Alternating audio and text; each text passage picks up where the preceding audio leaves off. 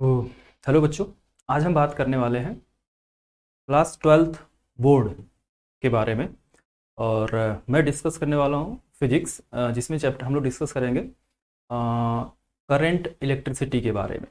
ठीक, तो ये हम लोग फटाफट एक क्विक रिवीजन की तरह देखेंगे ताकि आपका रिवीजन अच्छे से हो जाए बोर्ड के लिए। जो भी बच्चे बोर्ड में अभी अच्छे से प्रिपेयर नहीं कर पाए हैं तो ये उनके लिए है फटाफट, जो कि जिसके कारण आप फटाफट क्विक रिवीजन कर सकते हैं। ठीक है, एक तरीके से इसको फास्ट ट्रैक रिवीजन बोलेंगे। ठीक है, FTR। तो चलिए सबसे पहले फटाफट देखते हैं हम लोग इलेक्ट्रिक करंट। ठीक है, तो इलेक्ट्रिक करंट जैसा आपको पता होगा क्या होता है, तो it is the rate of flow of electric charge flowing through any section of wire. ठीक है, तो इसमें आप पढ़े होंगे I is equal to delta Q by delta T. ठीक है, और इसमें आप यूनिट पढ़े होंगे। इसका यूनिट होता है भाई कूलम पर सेकेंड, अगर यहाँ से देखा जाए तो, और इसी को बोला जाता है एम्पियर। ठीक है, तो ये इसका यूनिट होता है इलेक्ट्रिक करंट का। तो इस पे आप ध्यान देंगे, ये वाला पोर्शन। और आगे चलते हैं हम लोग, फटाफट देखते हैं ओम्स लॉ पे आते हैं। ठीक है, ओम्स लॉ। अब ओम्स लॉ देखिए बालक हमको क्या बताता है। ओम्स लॉ में हमको ये बताया गया है कि भाई at constant temperature, at constant temperature जो हमारा V अपॉन आई वोल्टेज और करंट का जो रेशियो हो वो क्या होता है, कांस्टेंट होता है। ठीक है, लेकिन इसमें बात ध्यान रखना है कि हमारा टेम्परेचर क्या होना चाहिए भाई, कांस्टेंट होना चाहिए बिल्कुल। ठीक है, चलिए इसमें हम आगे और देखेंगे। फिलहाल थोड़ा नीचे आते हैं।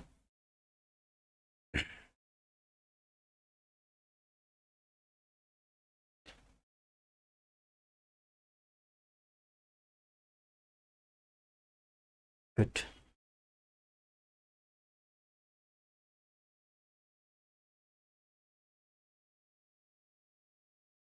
ठीक है, तो देखते हैं कि अगर V अपॉन आई का रेशियो कांस्टेंट होगा तो यहाँ से देखिए बालक, ये V is equal to I are.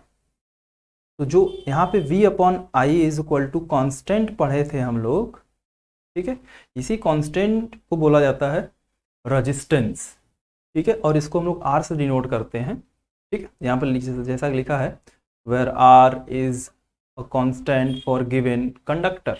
जो भी कंडक्टर हम लोग यूज करेंगे, और यहाँ पे इसका जो यूनिट होता है, यूनिट की बात करें, अगर R की यूनिट की बात करें तो इसका यूनिट होता है बालक ओम। और इसको इस तरीके से, ये इसका सिंबल होता है ओम का। आगे चलते हैं थोड़ा सा। अब सपोज करते हैं कि हमारे पास एक कंडक्टर है। ठीक है, हमारे पास एक कंडक्टर है। ठीक है, सपोज करते हैं जिसका लेंथ L है, और इसका कुछ ना कुछ क्रॉस सेक्शन एरिया होगा। सपोज करते हैं क्रॉस सेक्शन एरिया इसका A है। तो अगर इसके रेजिस्टेंस की बात करें बालक, तो इसका रेजिस्टेंस आता है R is equal to rho L by A. ठीक है, R is equal to rho L by A, जहाँ रो की बात करें तो रो को बोला जाता है इलेक्ट्रिकल रजिस्टिविटी। रो को बोला जाएगा इलेक्ट्रिकल रजिस्टिविटी या फिर स्पेसिफिक रजिस्टेंस। ठीक है, तो यहाँ से अगर रो इज इक्वल टू निकाला जाए तो ये आएगा RA/L।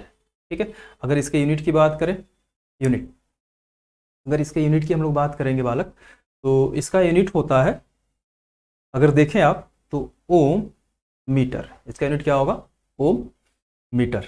ठीक है, चलिए आगे चलते हैं। नेक्स्ट हम लोग बात करते हैं।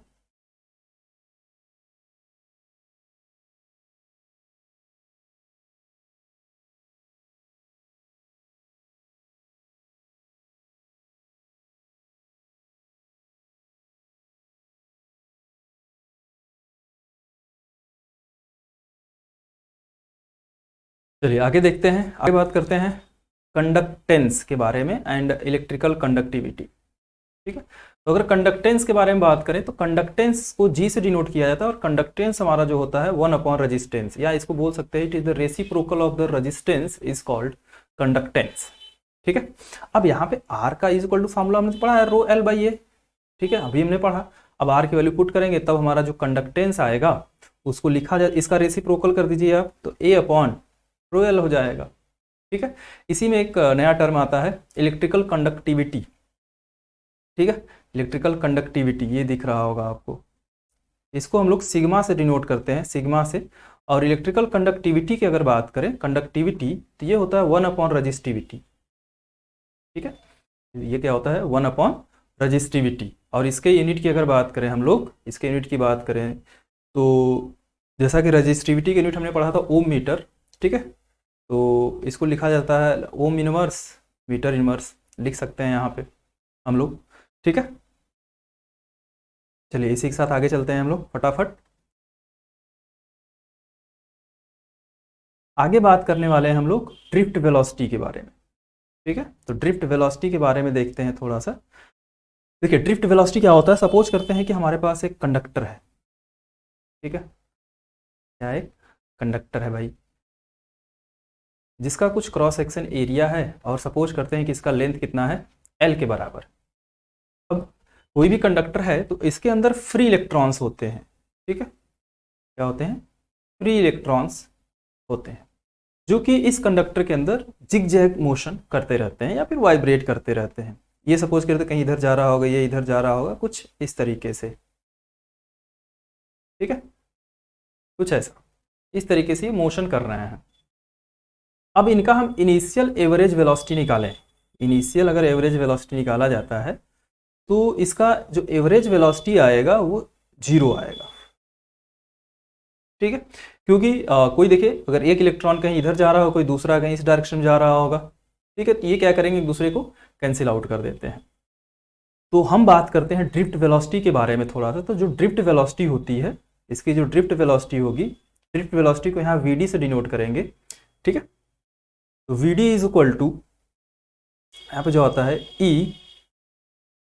ई बाई एम इंटू टाउ। जहाँ पे ई होता है बालक इलेक्ट्रॉन पे चार्ज, मास होता, ये एम मास होता है इलेक्ट्रॉन का, ई हमारा होता है इलेक्ट्रिक फील्ड, टाउ होता है जिसको बोला जाता है रिलैक्सेशन टाइम। रिलैक्सेशन टाइम इसको यहाँ पे बोला जाता है। तो ये ड्रिफ्ट वेलोसिटी का फॉर्मूला होता है। तो ड्रिफ्ट वेलोसिटी में होता क्या है, जैसे इसको हम किसी कोई यहाँ पे जैसे हमने सप्लाई दिया है, यहाँ पे कोई भी एक्सटर्नल सप्लाई कनेक्ट करते हैं तो देखिए ये पॉजिटिव हो गया और ये नेगेटिव हो गया। तो ये जो इलेक्ट्रॉन जिगजैग मोशन कर रहे थे, ये किसी एक सिंगल डायरेक्शन में मूव करना शुरू करेंगे। सिंगल डायरेक्शन बोले तो अगर इलेक्ट्रॉन है तो जाहिर सी बात है इस पर नेगेटिव चार्ज होगा, तो ये सब के सब पॉजिटिव चार्ज की ओर मूव करना शुरू करते हैं। मतलब जो इलेक्ट्रॉन कहीं इधर जा रहा था ये कहीं ड्रिफ्ट हो जाता है इस डायरेक्शन में। ठीक है, तो एक तरीके से हम ये बोल सकते हैं कि अगर इलेक्ट्रिक फील्ड अप्लाई करने के बाद, ठीक है, इन इलेक्ट्रॉन्स की जो एवरेज स्पीड होगी या एवरेज वेलोसिटी होगी, उसी को बोला जाएगा ड्रिफ्ट वेलोसिटी। ठीक है, तो ड्रिफ्ट वेलोसिटी आता है ई एम बाई टाउ। इसको और अच्छे से वेक्टर के फॉर्म लिखना चाहे तो लिख सकते हैं भाई। ये ध्यान रहे माइनस में होता है E by M into tau. ठीक है, माइनस साइन का मतलब सिर्फ इतना होता है कि जो इलेक्ट्रॉन, जो ड्रिफ्ट वेलोसिटी का डायरेक्शन होगा इलेक्ट्रिक फील्ड का अपोजिट डायरेक्शन में होगा। जैसे ये पॉजिटिव नेगेटिव, जाहिर सी बात है ये इलेक्ट्रिक फील्ड का डायरेक्शन होगा, और जो ड्रिफ्ट वेलोसिटी होगा ये इस डायरेक्शन में होगा। ठीक है, यहाँ पे एक नाम और आता है करंट डेंसिटी। ठीक है, करंट डेंसिटी को जे से डिनोट किया जाता है। ये करंट डेंसिटी होता है करंट पर यूनिट एरिया या क्रॉस सेक्शन एरिया बोल सकते हैं। ठीक है, और यहाँ पे करंट की अगर बात करें, करंट किसी भी कंडक्टर में जो करंट होता है वो N E A into V D के बराबर होता है। N E A into V D. N होता है number of electrons, number of electron per unit volume, per unit volume. ठीक है, एन यहाँ पे नंबर ध्यान रखिएगा, एन हमारा नंबर ऑफ इलेक्ट्रॉन्स पर यूनिट वॉल्यूम होता है। ई इलेक्ट्रॉन पे चार्ज है, ए क्रॉस सेक्शन एरिया है कंडक्टर का, वी डी हमारा ड्रिफ्ट वेलोसिटी है। तो यहाँ से अगर हम देखा जाए तो अगर करंट डेंसिटी की बात करेंगे तो आई की वैल्यू चाहे तो आप पुट कर दीजिए N E A V D. ठीक है, तो J इज इक्वल टू मिल जाएगा ये N E A V D upon A. ठीक है, ए से कट जाएगा तो एन ई वी डी यहाँ पे आपको दिख रहा होगा। ठीक है, वी डी हमारा ड्रिफ्ट वेलोसिटी है। आगे चलते हैं, थोड़ा सा बात करेंगे हम।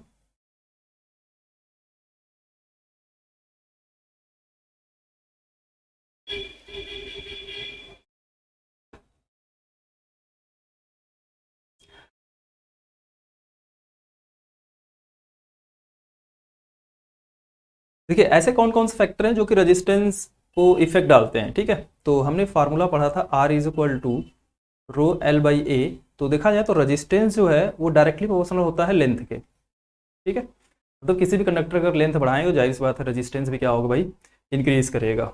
और अगर बात करें क्रॉस सेक्शन एरिया की, तो ये एरिया के इनवर्सली प्रोपोर्शनल होता है। मतलब अगर वायर या कंडक्टर जो भी है, अगर उसका क्रॉस सेक्शन एरिया अगर बढ़ाएंगे तो रेजिस्टेंस हमारा डिक्रीज करेगा। बढ़ाएंगे बोले तो क्रॉस सेक्शन एरिया, अगर वायर अगर मोटा होगा तो उसका रेजिस्टेंस कम होगा, अगर वायर पतला होगा तो उसका रेजिस्टेंस ज़्यादा होगा, ठीक है। यहाँ पे बस इतना ही सिंपल सा आपको जानना है। चलिए इसी के साथ आगे चलते हैं हम लोग।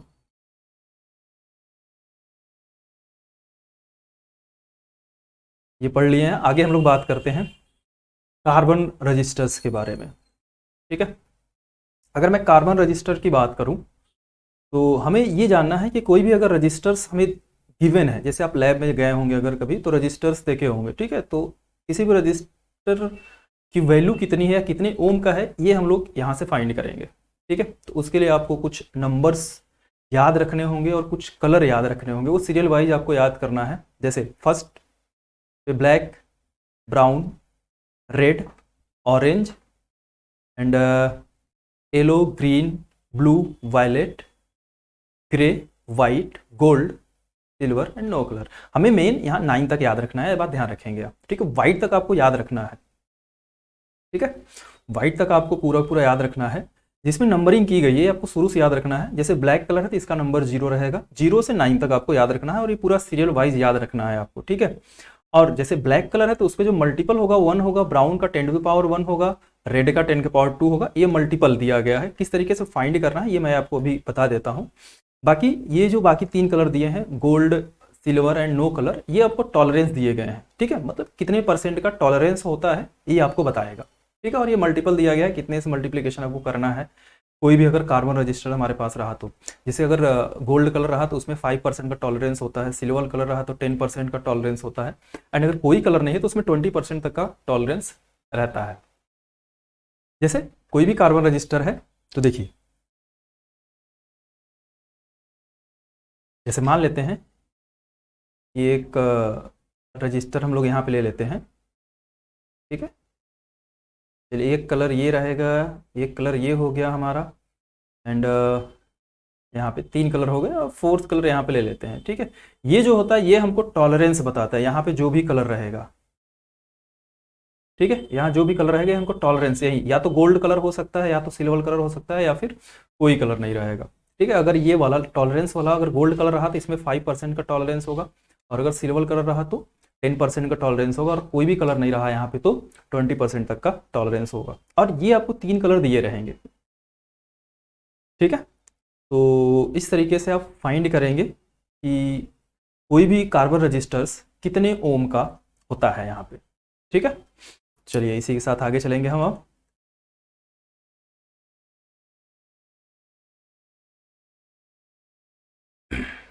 आगे बात करते हैं इलेक्ट्रिक एनर्जी के बारे में, ठीक है। तो इलेक्ट्रिक एनर्जी के बारे में थोड़ा सा डिस्कस कर लेते हैं यहाँ पे हम लोग। तो देखिए इलेक्ट्रिक एनर्जी के बारे में, तो इलेक्ट्रिक एनर्जी हमारा जो होता है, जैसे आप पता कर या फाइंड कर सकते हैं या देख सकते हैं कि जैसे कोई भी अगर वायर है, अगर उसमें करंट फ्लो कराते हैं तो करंट फ्लो कराने के लिए हमको किसी न किसी एक्सटर्नल सप्लाई से ऐड करना होता है या सप्लाई देना होता है। तो एक्सटर्नल सप्लाई देंगे तो उसमें करंट फ्लो होगा, तो उस एक्सटर्नल सप्लाई को करंट फ्लो कराने में जितनी भी एनर्जी की रिक्वायरमेंट होगी उसी को बोला जाता है इलेक्ट्रिक एनर्जी। जैसे और सिंपल से मैं बात करूं तो आप फर्स्ट चैप्टर में पढ़े होंगे इलेक्ट्रिक पोटेंशियल, ठीक है। तो V इज इक्वल टू आप पढ़े होंगे W/Q। यहाँ से वर्क डन अगर मैं निकालूँ W is equal to V/Q, और आप पढ़े हैं फार्मूला Q जो होता है वो IT के बराबर होता है, तो ये वर्क डन आ जाता है VIT, ठीक है, जैसा कि यहाँ आपको गिवन है। अब इलेक्ट्रिक पावर के बारे में डिस्कस करते हैं थोड़ा सा। चलिए इलेक्ट्रिक पावर देखते हैं। तो इलेक्ट्रिक पावर के बारे में बात करेंगे भाई।